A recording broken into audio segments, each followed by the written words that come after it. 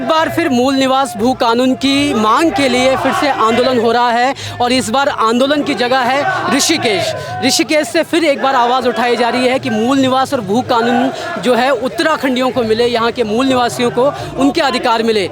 मुख्यमंत्री पुष्कर सिंह धामी ने पिछले 2 दिन पहले ही घोषणा की है कि एक मजबूत भू कानून लाया जाएगा। मूल निवास पर भी उन्होंने भरोसा दिया है कि कमेटी काम कर रही है, लेकिन जो आंदोलनकारी हैं, जो इस आंदोलन को चला रहे हैं, वो इसको लेकर के क्या सोचते हैं और वो इन जो मुख्यमंत्री पुष्कर सिंह धामी ने कहा है उसको लेकर उनकी क्या प्रक्रिया है, उसके लेकर भी बात करेंगे। लेकिन फिलहाल आप देख सकते हैं कि यहाँ पर जो है एक हुजूम यहाँ पर उतरा हुआ है। किस तरह जो है एक बार फिर लोग जो है अपनी मांगों के लिए, मूल निवास और भू कानून के लिए आंदोलनरत हुए हैं और यहाँ पर काफ़ी सारे लोग जुड़े हुए हैं। अब आगे भी आपको दिखाएंगे, लोगों से बात करेंगे और साथ में ही इस आंदोलन को जो आगे चला रहे हैं उनसे भी बात करेंगे कि आखिर मूल निवास भू कानून के लिए कितनी रैलियाँ करनी पड़ेंगी, कब तक ये आंदोलन चलता रहेगा। मोहित, मुख्यमंत्री पुष्कर सिंह धामी ने कहा है कि भैया हम मजबूत भू कानून लाने वाले हैं और मूल निवास पर भी काम चल रहा है, उसके बाद भी हम आंदोलन कर रहे हैं, क्यों? देखिए, मुख्यमंत्री धामी जी ने ऐसा पहली बार नहीं कहा है। जब से वे मुख्यमंत्री बने हैं वो तब से बयान दे रहे हैं कि हम मजबूत भू कानून लाएंगे। जब जनता सड़कों पे आती है, मुख्यमंत्री नींद से जागते हैं कि हम मजबूत भू कानून ला रहे हैं। सिर्फ मीडिया मैनेजमेंट, अखबारों में खबरें सुर्खियों में होती हैं, लेकिन ज़मीन पर भू कानून हमें अभी तक नहीं मिला है। अभी गैरसैंण में विधानसभा सत्र हुआ, हम तो सोच रहे थे वहाँ पर हमें मजबूत भू कानून मिलेगा, हमें मूल निवास मिलेगा, हमारी स्थायी राजधानी गैरसैंण का सपना पूरा होगा। हमने क्या देखा, आप विधानसभा के अंदर अपने वेतन भत्ते बढ़ाते हो और जो लोगों की मांगे हैं, मूल निवास भू कानून के जो बेरोजगार लोग हमारे सड़कों पे लड़ रहे हैं, उनके बारे में आप सोचते नहीं हो। आप अपना हित देख रहे हो। जनता की आपको बिल्कुल भी जनता के प्रति आपकी कोई जिम्मेदारी नहीं है। हम ये कहना चाहते हैं, मुख्यमंत्री धामी जी, आपने इस मिट्टी में जन्म लिया है, इस मिट्टी का खाया है, आप इसका अस्तित्व बचाने की जिम्मेदारी भी आपकी है। आपकी वजह से, आपकी सरकार में ऐसे काले कानून बने इस राज्य में जिसकी वजह से हमारी ज़मीनें बिक रही हैं। इसके लिए जिम्मेदार आपकी सरकार है। आपको माफ़ी मांगनी चाहिए जनता से। आप माफ़ी क्यों नहीं मांगते जनता से? बट मोहित, एक सवाल ये भी उठता है कि आप लोग पिछले 2 साल से लगातार आंदोलन कर रहे हैं, सरकार हिलती नहीं दिख रही है, बार बार वादे ज़रूर किए जा रहे हैं पर कोई ठोस चीज़ें काम नहीं हो रही है। क्या लगता है, क्या करने की ज़रूरत है कि सरकार सुनेगी? देखिए, सरकार ये है, जनता की सरकार नहीं है। ये भू माफिया की सरकार है, ये खनन माफिया, शराब माफिया की सरकार है, नौकरी खोरों की सरकार है। अगर सरकार जनता की होती तो मजबूत भू कानून क्यों नहीं मिलता?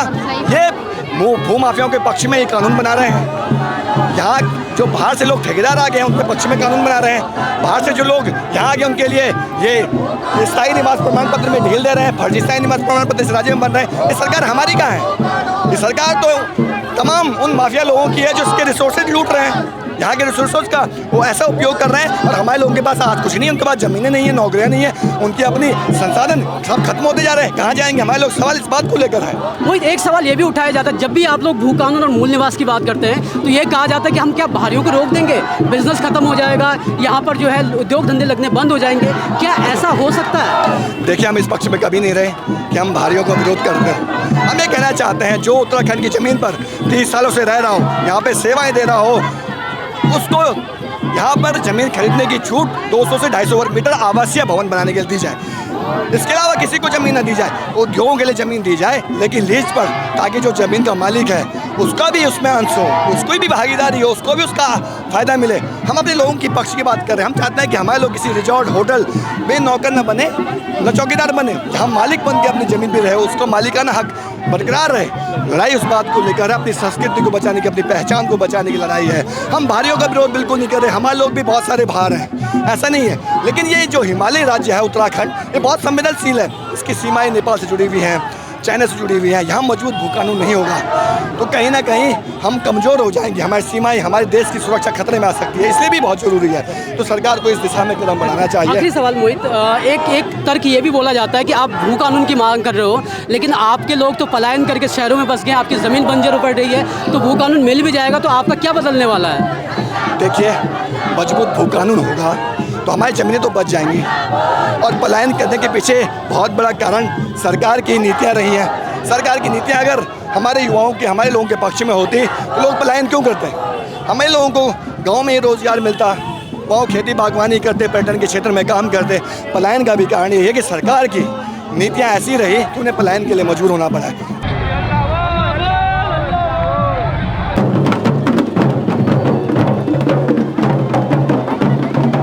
क्या लगता है मैम, बहुत 1.5 साल से आंदोलन चल रहा है, मूल निवास भू कानून अभी तक नहीं मिला है, क्या लगता है कब तक मिलेगा? ये राज्य में हम राज्य बनाए छो ताकि हमारे बच्चों को रोजगार मिलो, लेकिन बहरगा लोगों ने हमारा जो मूलभूत हमारा आर्थिक साधन चल वे पर भी कब्जा करी। होटल बने न, बड़ा बड़ा रिजॉर्ट बने न, आज हमारा बच्चा बेरोजगार छन और हमारे लिए सिर्फ नशे की दुकानें खोली गई। और हम मुख्यमंत्री से बोलना चाहते हैं कि झुनझुना ना पकड़ाएं हमें, क्योंकि जब जब हम लोग ये रैली करते हैं हमारे मुख्यमंत्री तब तब प्रेस कॉन्फ्रेंस करके सफाई देते हैं।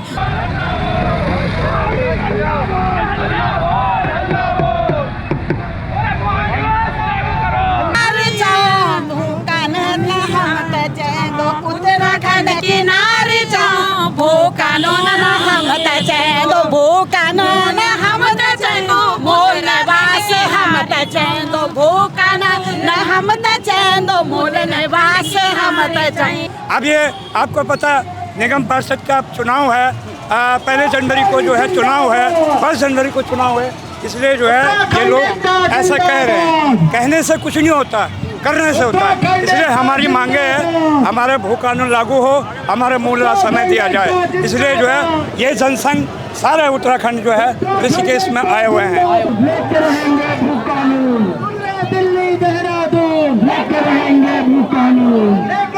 कल भी पेपर में आया था 1 साल के बाद सख्त भू कानून दूंगा मैं, धामी जी का था अमर उजाला में, हमने लिखा था वोट के लिए तुम पहले हमें 1 साल फिर टाल रहे, हमें नहीं टालना, पहले हम भू कानून लेंगे तब वोट देंगे, नहीं तो हम वोट नहीं देंगे। एक सवाल ये उठाया जा रहा है कि आप लोग मूल निवास भू कानून लगे हुए हो, अगर बाहर के लोग नहीं आएंगे तो धंधा कहाँ से आएगा, बिजनेस कहाँ से आएगा? कौन सा धंधा, पहले नहीं चलता था क्या धंधा? 1950 से पहले भी तो धंधा की बात थी, धंधा नहीं है, हमारा अधिकार है, अधिकार है, हम अपने अधिकार के लिए लड़ाई लड़ रहे हैं। बिजनेस गुंडा से नहीं चलता।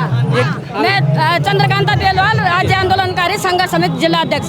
ये तो बहुत पहले हो जाना चाहिए था, हमारे बच्चों को दर दर के ठोकने काने पड़ रही है, बाहर के व्यक्ति राज्य आंदोलनकारी भी रही है और तब से ये मांग उठाई जा रही है, क्या कमियां रह गई होंगी? बहुत कमी है, कहने को तो बहुत कमी है। सेम उत्तराखंड सरकार सेम।